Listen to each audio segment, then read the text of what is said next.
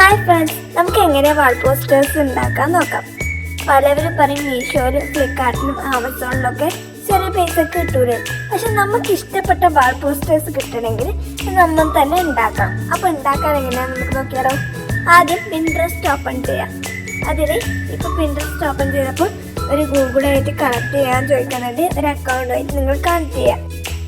അപ്പോൾ എൻ്റെ ഇങ്ങനെ ഓപ്പൺ വരാൻ കാരണം അത് ഞാൻ ഓൾറെഡി കണക്റ്റഡ് ആക്കിയതുകൊണ്ടാണ്.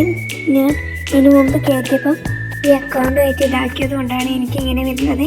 ആദ്യമായിട്ട് കയറ്റുന്ന ആളാണെങ്കിൽ അതിൽ കുറേ ഐറ്റംസിൻ്റെ ഇത് ചൂസ് ചെയ്യാനുണ്ടാവും. അതൊക്കെ ചൂസ് ചെയ്തതിന് ശേഷം അതൊക്കെ ഞാനിനി സെർച്ച് ബാറിൽ പോയി വാൾ പോസ്റ്റേഴ്സ് എന്നടിക്കുന്നുണ്ട്. അപ്പോൾ ഒരുപാട് വെറൈറ്റി വാൾ പോസ്റ്റേഴ്സ് ഇതിൽ കാണാം. കാറ് വേണമെങ്കിൽ അതിൻ്റെ കൂടെ കാറൊന്ന് അടിച്ചാൽ വരും. എസ്തെറ്റിക് വേണം, എന്ത് വേണമെന്ന് വെച്ചാൽ അത് അടിച്ചാൽ അത് കിട്ടും. അതിൽ നിന്ന് ഒരുപാട് ഡൗൺലോഡ് ചെയ്യാം. ഞാനത് കുറച്ച് പിങ്ക് തീമിൽ വരുന്നതാണ്. പിങ്കും പർപ്പിളും മിക്സഡ് ആയിട്ടുള്ളതാണ് ഞാൻ ഡൗൺലോഡ് ചെയ്തത്. അങ്ങനെ കുറച്ച് പോസ്റ്റേഴ്സ് ഡൗൺലോഡ് ചെയ്യാം. അടുത്തതായി വേണ്ടത് ക്യാൻവ ആപ്പാണ്. അത് പ്ലേ സ്റ്റോറിൽ പോയി ഡൗൺലോഡ് ചെയ്യാം. അത് ഡൗൺലോഡ് ചെയ്തിട്ട് അതും ഒരു ഗൂഗിൾ അക്കൗണ്ടായിട്ട് ലോഗിൻ ചെയ്യാം. അതിനുശേഷം സെർച്ച് ബാറിൽ പോയി A3 സൈസ് ബ്ലാങ്ക് പേജ് അടിച്ചാൽ അത് കിട്ടും. നിങ്ങൾക്ക് അഥവാ നിങ്ങൾക്ക് ഇഷ്ടമുള്ള സൈസിൽ കസ്റ്റം ചെയ്യണമെന്നുണ്ടെങ്കിൽ അതിൽ ആ ക്രിയേറ്റിൽ ഫ്രണ്ട് പേജ് തന്നെ കാണാം കസ്റ്റം സൈസ് എന്ന്. അത് സെലക്ട് ചെയ്തിട്ട് അതിൽ വേണ്ട സൈസ് ഒക്കെ അടിച്ചു കൊടുത്തിട്ട് അങ്ങനെയും ചെയ്യാം. അതിൽ ചിലതൊക്കെ പെയ്ഡ് വേർഷനാണ്. അതുകൊണ്ട് പെയ്ഡ് അല്ലാത്തതൊന്നും എടുക്കുക. അടുത്ത ചിഹ്നം കാണിക്കില്ല, അത് പെയ്ഡ് വേർഷനാണ്. അത് പെയ്ഡ് പൈസ കൊടുത്ത് ചെയ്തത് കൊണ്ട് അതിപ്പം എനിക്ക് യൂസ് ചെയ്യാൻ കഴിയും. ഇതിൽ വേണ്ടാത്തൊക്കെ നിങ്ങൾ ഡിലീറ്റ് ചെയ്ത് കളയാം. എന്നിട്ട് ആദ്യം ഗാലറിയിൽ പോയിട്ട് ഫോട്ടോ എടുക്കുന്നതിന് മുമ്പ് നമുക്ക് ചെയ്യുന്നത് ആദ്യം അത് നമുക്കൊരു കറക്റ്റായിട്ട് 6 നല്ല കറക്റ്റായിട്ട് 6 ഒരു A3 നമുക്ക് സെറ്റ് ചെയ്യാൻ കഴിയാം. 6 കറക്റ്റായിട്ട് കിട്ടാൻ വേണ്ടിയിട്ട് ആദ്യം എലമെൻറ്റിൽ പോയി സെർച്ച് ബാറിൽ ഫ്രെയിം എന്ന് സെർച്ച് ചെയ്യാം. അതിൽ ഫസ്റ്റ് ഞാൻ ഫ്രെയിം എടുത്തിട്ട് ഫ്രെയിം കറക്റ്റാക്കി വെച്ച് കൊടുക്കണം.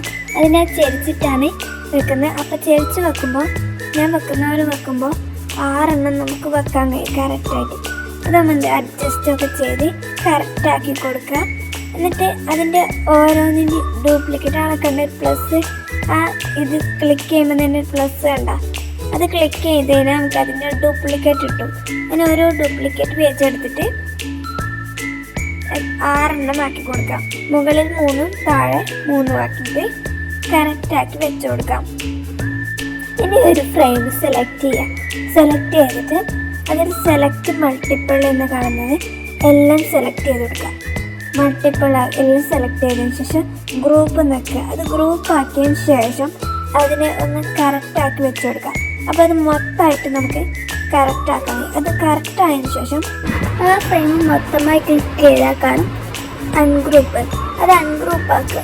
അൺഗ്രൂപ്പ് ആക്കിയതിന് ശേഷം നമ്മൾ എന്ത് ചെയ്യുക, ഗാലറിയിൽ പോയിട്ട് തന്നെ ഓരോ ഫോട്ടോ എടുത്തിട്ട് ഇതിലേക്ക് ഓരോന്നായിട്ട് അപ്ലോഡ് ചെയ്യുക.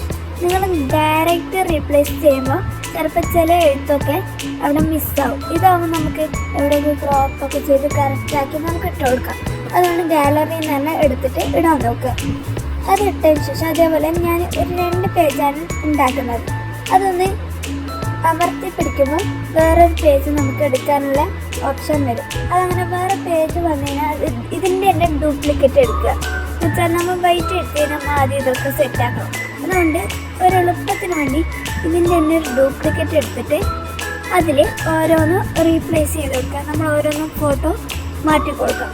മാറ്റി കൊടുത്തു കഴിഞ്ഞാൽ നമുക്ക് എന്താ എളുപ്പത്തിൽ അങ്ങനെ 2 പേജ് ആക്കാൻ കഴിയും. അതാക്കിയതിന് ശേഷം നമുക്കിത് എഡിറ്റ് ചെയ്ത് കഴിഞ്ഞാൽ പ്രിൻ്റ് എടുത്തു കഴിഞ്ഞാൽ നമുക്കിത് ചിലതൊക്കെ തിരിയൂല. വെട്ടുമ്പോൾ ചിലപ്പം സൈസൊക്കെ വ്യത്യാസം വരും.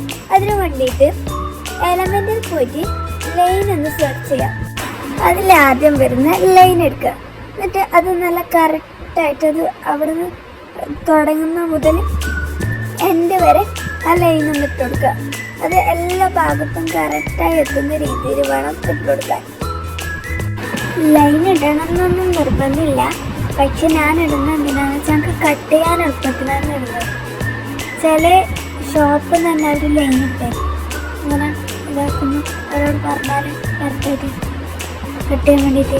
ഇത് ഞാനിടുന്നത് ലൈൻ ഇട്ടാൽ കട്ട് ചെയ്യുമ്പോൾ പെട്ടെന്ന് വേറെ വേറെ തിരി. ഇതപ്പോൾ വൈറ്റിൻ്റെ ചിലത് വൈറ്റ് കുറച്ച് വൈറ്റ് മാത്രമുള്ള ഇതുണ്ടാവും, ബാക്ക്ഗ്രൗണ്ട് വൈറ്റിൽ വരുന്നതൊക്കെ ഉണ്ടാവും.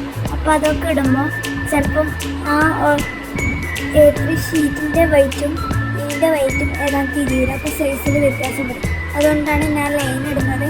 അതേപോലെ നമ്മൾ അങ്ങനത്തെ ഉള്ള ഇത് വരുമ്പോൾ നിങ്ങൾ ലൈൻ ഇട്ടിട്ട് അടയാളപ്പെടുത്തിയിട്ട് മാത്രം പ്രിൻ്റ് ചെയ്യാൻ പാടുള്ളൂ.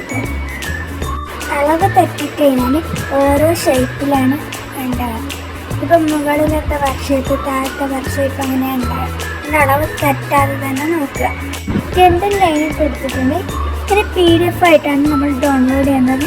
എന്ന് വെച്ചാൽ നമ്മൾ ഗാലറിയിലേക്ക് ആ ഡൗൺലോഡ് ബട്ടൺ ക്ലിക്ക് ചെയ്ത് ഡൗൺലോഡ് ചെയ്താൽ അയച്ചു കൊടുത്താൽ അവർ പറയും അത് ക്ലിയർ ഇല്ലാതെ, അത് ബ്ലറായതുകൊണ്ട് പ്രിൻ്റ് എടുക്കാൻ കഴിയില്ല. അതുകൊണ്ട് PDF സ്റ്റാൻഡേർഡിൽ തന്നെ ഡൗൺലോഡ് ചെയ്യാം. എന്നാൽ മാത്രമേ കുറച്ചും കൂടി ക്ലിയർ ആയി കിട്ടും. ഒരു കുട്ടിക്ക് ഞാൻ ഉണ്ടാക്കി കൊടുത്ത വാൾ പോസ്റ്റേഴ്സ് നിങ്ങൾക്ക് കാണിച്ചു തരാം. അതിൽ പല വ്യത്യസ്ത സൈസിലാണ് അതുള്ളത്. ഇത് കാണുമ്പോൾ തന്നെ തീരുന്നുണ്ടാവും. ചെറുതും വലുതും നല്ല ഷേപ്പിലും ഉണ്ട്. നിങ്ങൾക്ക് വാൾ പോസ്റ്റേഴ്സ് മേക്കിംഗ് വീഡിയോ ഇഷ്ടപ്പെട്ടാൽ ലൈക്ക്, ഷെയർ ആൻഡ് സബ്സ്ക്രൈബ്.